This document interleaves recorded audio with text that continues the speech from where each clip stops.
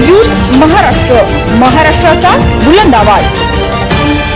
ताज्या बातम्या, मनोरंजन आणि व्हायरल बातम्यांसाठी यूथ महाराष्ट्र न्यूज चॅनल आजच सबस्क्राइब करा।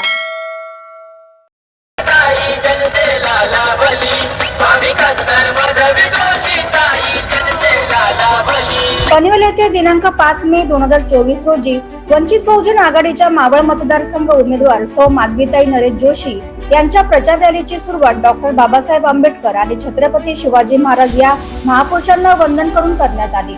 वंचित बहुजन आघाडी मावळ मतदारसंघ उमेदवार सौ माधवीताई नरेश जोशी यांनी आपली निशाणी रिक्षा आणि मतदान कसे करावे असे सांगून मतदान करण्याचे आवाहन केले।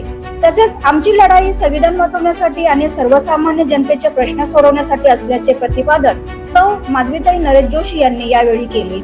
ही रॅली संपूर्ण पनवेल शहरामध्ये काढण्यात आली होती। या रॅलीमध्ये बहुसंख्य कार्यकर्त्यांचा सहभाग लाभला होता।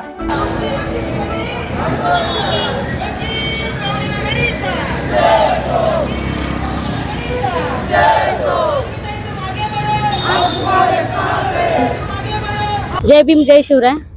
खूप आनंदाचं आणि उत्साहाचं वातावरण आहे, कारण आपला जो पक्ष आहे वंचित बहुजन आघाडी यांनी प्रथमच आपल्या मावळसाठी एक महिला खासदार उमेदवार दिलेला आहे आणि नक्कीच बाळासाहेबांना माझ्यावरती अभिमान आहे की त्यांनी 2 मिनिटांमध्ये माझी उमेदवारी जाहीर केली, की पहिलं जे काम आहे ते सगळं बघितलेलं आहे। आणि आता जेव्हा आम्ही गावोगावी भेटतो आहोत तर सगळ्या जनतेचा एवढा प्रतिसाद आहे की नक्कीच आम्ही आमच्या जनमतावरती निवडून येणार आहोत आणि एक इतिहास घडवणार आहोत की पहिली मावळची महिला खासदार आम्ही होऊन दाखवणार आहोत।